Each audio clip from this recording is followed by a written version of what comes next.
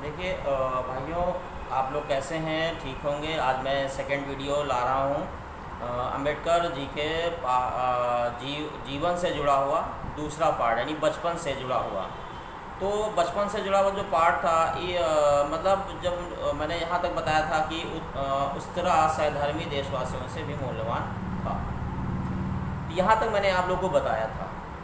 आज मैं जो इसका जो सेकंड पार्ट में शुरू जो कर रहा हूँ, इस प्रकार यानी उनको कटु अनुभव के पश्चात भीम में साहस और ज़िद्दीपन आ गया था। बहुत ज़्यादा ज़िद्दीपन आ गया था। वह अपनी बात पर डटे रहते थे, यानी मतलब बस दृढ़ निश्चय के साथ हमें काम ये करना है, और पूरी करता था। एक दिन जब स्कूल जाते समय स्कूल मतलब जा रहे थे, तो वक्त हुआ स्कूल जाने का, तो अचानक से बहुत ज़्यादा बारिश होने लगी। तो जब बारिश होने लगी तो अब उन्होंने सोचा कि भीम के मन में एक मतलब उन्होंने ठान लिया था कि मुझे करना ही है, काम करना है, मुझे स्कूल जाना ही जाना है। यहाँ पे एक छोटी सी बात हमें समझनी है कि भीम ने दृढ़ निश्चय किया स्कूल जाना है। तो उन्होंने क्या किया, उन्होंने अपने जो उनके बड़े भाई थे आनंद राव, उनसे कहा कि मेरी टोपी और जो टोपी और उनका बस्ता अपनी छतरी में रख लें। और वो भीगते हुए वो स्कूल की ओर बढ़े, और भीगते बहुत ज़्यादा भीग गए। भीगने के बाद तो वो जब पहुँचे तो बहुत ज़्यादा भीग गए और कूदते फांदते, मतलब बचपन तो होता ही है कि बचपन में सारे लोग जो है नॉर्मली जो खेलते हैं, छोटे बच्चे जो होते हैं उनके ना खेल और कूदने की बहुत ज़्यादा आदतें होती हैं, सभी बच्चे खेलते हैं। तो वो जब पहुँचे तो उनके स्कूल में एक टीचर पढ़ाया करते थे, उनका नाम था पेटसे नाम के, एक ब्राह्मण टीचर जो है उनको पढ़ाया करते थे।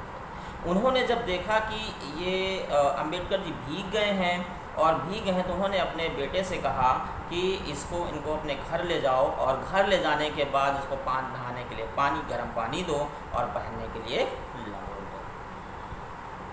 तो इस तरह से वो वहाँ घर गए, और घर जाने के बाद फिर घर जाने के बाद तो उन्होंने नहाया धोया। नहाने धोने के बाद फिर उन्होंने वो लंगोटी पहनी। अब भाई भीग चुके थे, अब सिर्फ लंगोटी पहन के जब वो क्लास में बैठे तो उन्हें थोड़ा सा गिल्टी महसूस हुआ, और गिल्टी महसूस होने के बाद वो बहुत ज़्यादा अपने को अजीब सा महसूस करने लगे। तो ये उनको बहुत शर्म भी आई। इस शर्म के कारण ये घटना जो है उनके जीवन में एक आधारशिला बनी, ज़िंदगी से जुड़ी हुई।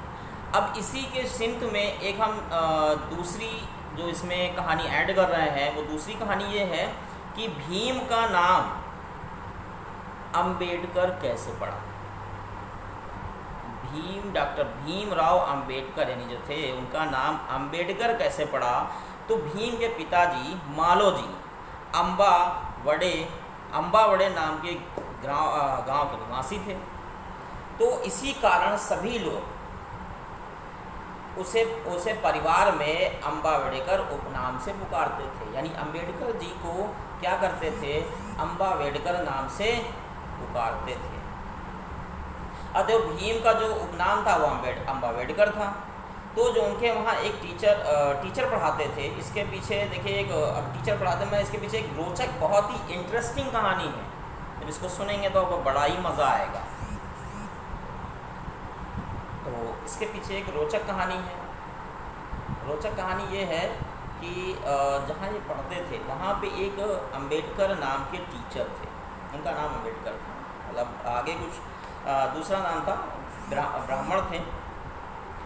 तो उन्होंने जब देखा कि अम्बावेडकर उनका नाम है, तो थोड़ा कह रहे थे कि वो अपने जो बातों में कहते थे कि जो है थोड़ा तुम्हारा नाम लेने में बड़ी हमको क्या होती है, बड़ी जो है हमको परेशानी होती है तुम्हारा नाम लेने में। मतलब उनसे ये बात कहने लगे। ये बात उन्होंने जब कहा तो उन्होंने कहा कि हमको तुम्हारा नाम लेने में बड़ी परेशानी होती है। तो वो हमें, लेकिन उनको वो आदि कुछ ज़्यादा पढ़ाते नहीं थे।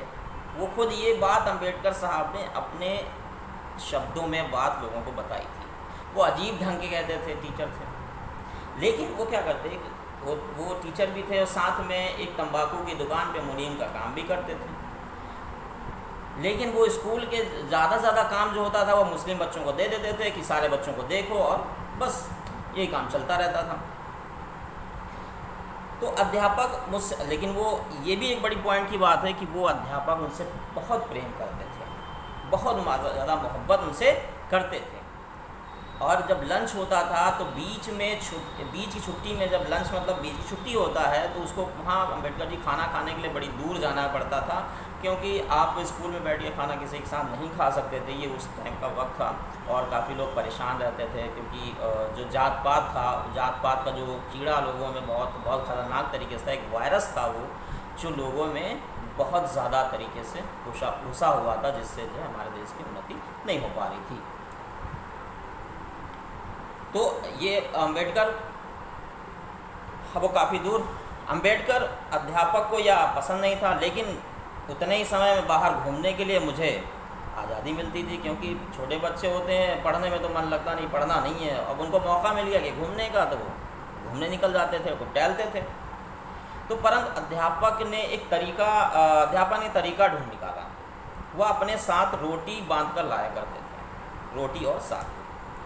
तो वो करते क्या थे, अवकाश यानी जब छुट्टी लंच होता था उस दरमियान जो है रोटी उनको खाने के लिए रोटी और साग देते थे, और वो क्या करते थे, वो ऊपर से ही डाल देते थे, मतलब दूर से डालते थे कि छू ना जाए। यही सारा नित्य ये जो सारा जो क्रियाकलाप था यह परमानेंट चलता रहता था, परमानेंट।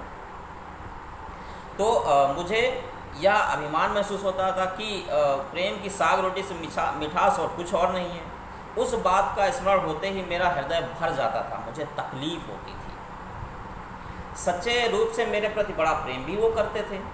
फिर एक दिन मुझसे कहा कि तेरा नाम अम्बावेडकर उपनाम बोलने से ठीक नहीं लगता, यानी तेरा नाम अम्बावेडकर नाम से बोलने से ठीक नहीं लगता है, तो ठीक नहीं लगता है, इसलिए तेरा नाम उपनाम अम्बेडकर उपनाम अच्छा लगेगा, और अब आगे तो अम्बेडकर उपनाम लगाया कर। और उन्होंने अध्यापन रजिस्टर में वैसा ही उपनाम उन्होंने लिख दिया। और इस तरह से तो भीम का परिवर्तन की कहानी, बाद में जब अम्बेडकर गोल में सम्मेलन में सभा में भाग लेने गए, लंदन गए, तो उस अध्यापक ने एक पत्र उन्हें बधाई दी, जो पाकर बड़े जो है बहुत अपने आप को गर्व महसूस किया। अभी तक भीम पढ़ाई लिखाई के प्रति कोई विशेष रुचि नहीं रखते थे, मतलब जो बचपना था तो उसमें भीम जो है पढ़ाई लिखाई में कोई भी किसी प्रकार की एक रुचि बिल्कुल नहीं रखते थे। वह सभी प्रकार के कार्य, लड़ाई झगड़े, खेल कूद और के लिए स्वतंत्र थे, मतलब फ्री थे, कोई टेंशन नहीं थी। उन्हें बागवानी का बड़ा शौक था, मतलब उन्हें खेती करने की, बाग लगाने का, खेती करने का बड़ा शौक था। वह अपनी एक पेड़ पौधों की खरीद में उठाया करता था, यानी वो अपनी एक पाई जो पैसा वो जोड़ते, जो उनको खर्च के लिए मिलता था, वो क्या करते थे, पेड़ और बागवानी में खरीद में खर्च कर डालते थे। और उन्हें फिर उससे जब वो उब गए, उससे भी उन्हें मज़ा नहीं आया, तो उन्होंने भेड़ बकरी पालना शुरू कर दिया। तो उसमें भी उन्होंने पालने का तो वह मुश्किल से घर पर मिलता, इसलिए वो घर में मिलता ही नहीं था। स्वावलंबन की भावना प्रेरित होकर भीम ने सतारा स्टेशन पर कुली का, देखिए यहाँ पे क्या क्या उन्होंने काम किया, ये भी हमें जानने की ज़रूरत है। बहुत सारे काम उन्होंने किए, यानी भीम ने सतारा स्टेशन पर कुली का काम भी किया, यानी स्वावलंबी होने के कारण। अब आप समझ लीजिए, तो अब उसकी आंटी को बुरा लगा जब काम किया, परंतु उससे उसे कोई दंड तो नहीं दिया, क्योंकि उसे बहुत मोहब्बत करते, सारे लोग उससे, क्योंकि छोटे थे घर के से, सारे लोग मोहब्बत करते थे। भीम ने अब सब कुछ समझ आ गई कि वह अपने पैरों पर, यानी सभी लोगों ने समझा कि वह अपने पैरों पर खड़ा होना चाहते हैं, कि वह अपने सब कुछ काम अपने आप से, अपनी कमाई से करना चाहते हैं। अब उन्होंने निश्चय किया कि अब वह बॉम्बे जाकर किसी मिल में काम करेंगे। उन्होंने यह बात सोची कि अब हमें बॉम्बे जाकर किसी मिल में काम करना है, लेकिन बॉम्बे जाने के लिए उनके पास किराया ही नहीं था।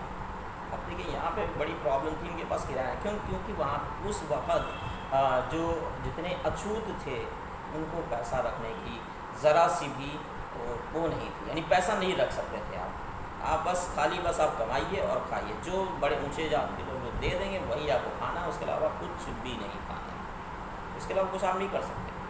तो यानी थे यह वह अपनी आंटी के वो तो योजना तैयार की उन्होंने, एक योजना तैयार की। योजना तैयार की कि अब करना क्या, कुछ तो करना ही पड़ेगा, हमें जाना है। तो वो अपनी आंटी के पास ही सोया करते थे, और आंटी जो है अपनी कमर में पोटली बांधती थी, तो वो ये रोज़ देखते थे। देखने के कारण अब उनके मन में एक लालच आया, यानी ये बहुत ही दुखद घटना भी सब कह सकते हैं कि एक बचपन में तो सब इस तरह की घटनाएं होती हैं, सभी के साथ होती हैं।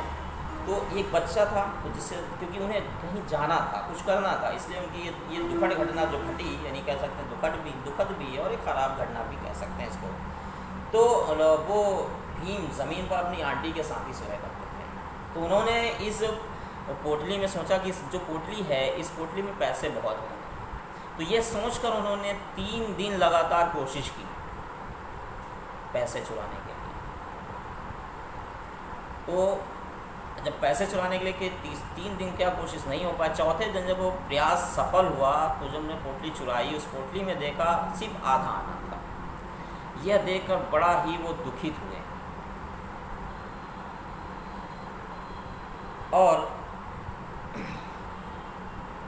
तो ये बात जब दुखी हुए, तो अब उन्हें दुखित हुए। इसके आगे की जो कहानी है, यानी अम्बेडकर जी के जीवन से जुड़ी जो आगे कहानी है, मैं अगले एपिसोड में बताऊंगा, नेक्स्ट डे। और लगातार कंटिन्यू मेरा ये एपिसोड चलेगा, और आप लोग लगातार देखें और इसको अच्छे से समझें, और चैनल को सब्सक्राइब करें, पूरा वीडियो देखें, चैनल सब्सक्राइब करें, जिससे आपको जो भी मेरी लेटेस्ट वीडियो होगी, जो भी मैं वीडियो डालूँगा, वो आपके पास आसानी से पहुंच जाएगी। तो नेक्स्ट वीडियो कल यानी मंगल के दिन लॉन्च होगा। दूसरा जो आज का वीडियो था, जहां से मैंने स्टॉप किया है, वो चोरी की घटना, यानी जब वो चोर पैसा चुरा चुके, तो उसमें जब आधा आना निकला, तो उन्होंने क्या किया, उसके आगे क्या किया, ये आगे के वीडियो में बताऊंगा। और आप लोग अभी क्योंकि लॉकडाउन चल रहा है, तो आप लोग घर में ही रहें, सुरक्षित रहें, और जो गाइडलाइंस हैं, यानी लगातार जो है घर से जब भी बाहर जाएं या बाहर से घर आएँ, तो हाथों को धोएं और मुंह पे मास्क का इस्तेमाल करें, जिससे आप कोरोना जो बीमारी भी चल रही है, तो उससे आप सुरक्षित रहें। ये मैं सभी के लिए करता हूँ। तो आप लोग कोशिश ये करें कि जो भी मेरा वीडियो है इसको देखें, चैनल को सब्सक्राइब करें, और उसके बगल में बेल आइकन आता है, उसको दबाएं, जिससे आपको जो भी मेरी अगली वीडियो होगी वो आसानी से आपके पास आ जाएगी। Thank you.